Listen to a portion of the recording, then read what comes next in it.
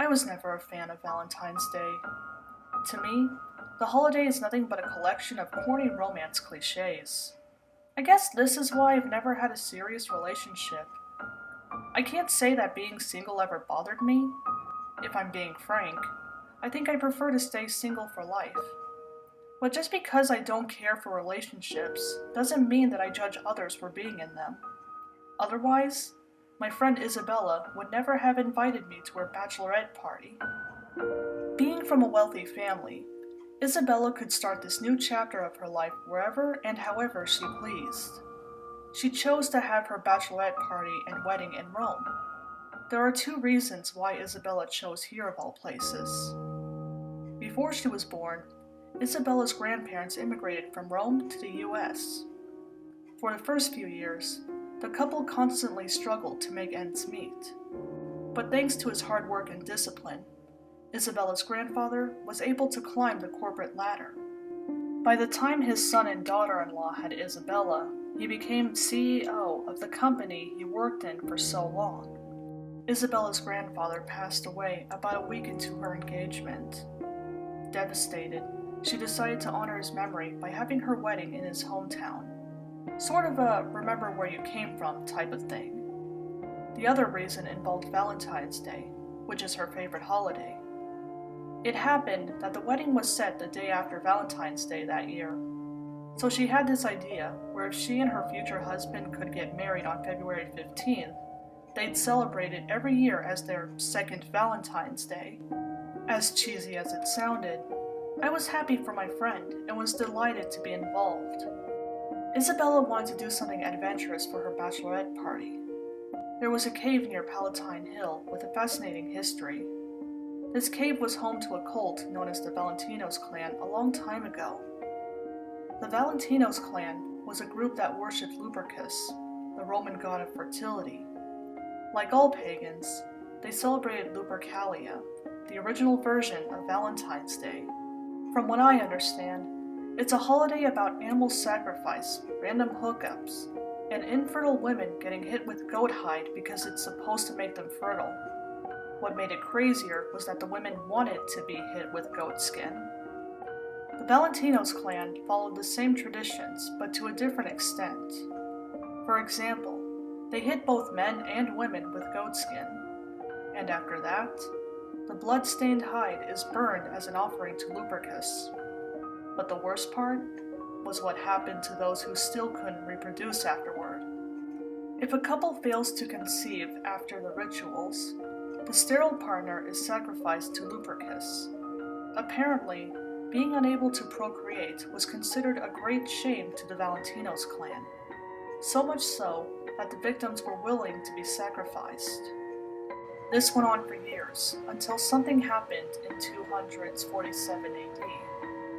About 3 months after Lupercalia, the Valentinos clan learned that nobody had conceived.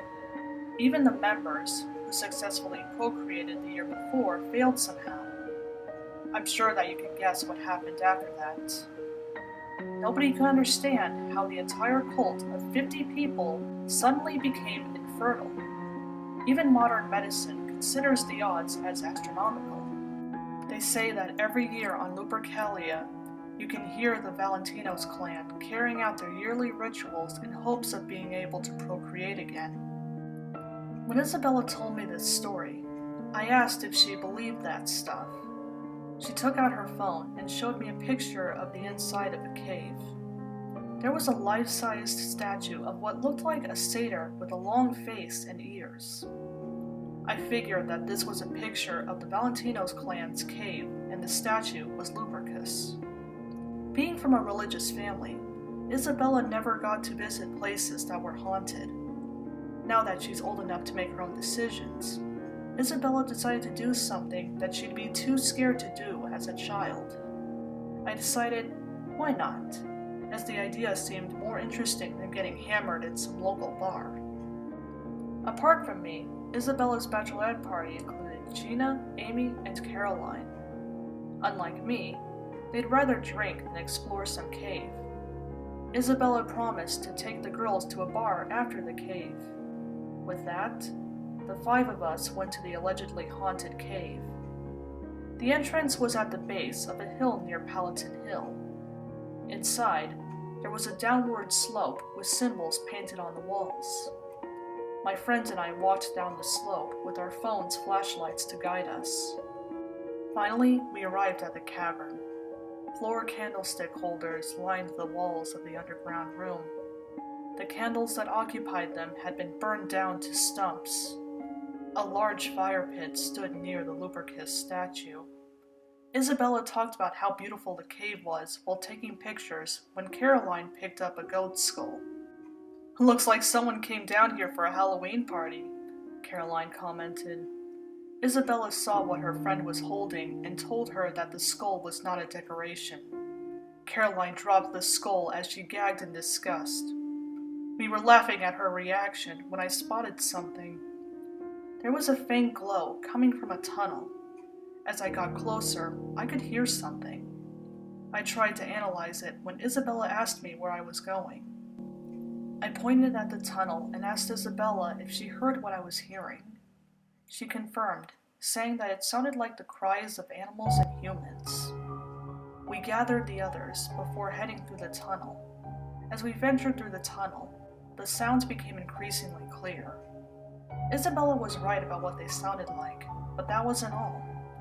Based on what I heard, the animals were just goats and dogs. That, and the human cries weren't family-friendly, if you catch my drift. Isabella and I were looking at each other like, what the hell? Meanwhile, our friends were snickering like schoolgirls. I was thinking about getting out of there when we reached the end of the tunnel. What we found in this massive chamber made me regret not turning away when I had the chance. Bloody dogs and skinless goats howled with pain, but that's not the worst of it. Charred bodies moaned as they did their 18+ activities. I was so mortified that I didn't know whether to scream or vomit. I looked at my friends, who shared the same feeling. I don't know how long we've been standing there, but our silence broke when Amy hurled. All the corpses simultaneously stopped what they were doing and looked at us. They then slowly moved towards us like zombies, resuming their lewd noises. The 5 of us screamed as we booked it out of the cave. We stopped just outside the cave's entrance when I mustered up the courage to look behind us. I didn't see or hear those things. We went back to our hotel, trying to process what had just happened. I swear that we were 100% sober when this happened. We never told anyone what we saw that night. We told everyone that we just went to a bar and that's it. That's half true since we did go to a bar afterward. I learned the hard way that there are ghosts in this world. Since then, I'd never set foot in a haunted place again.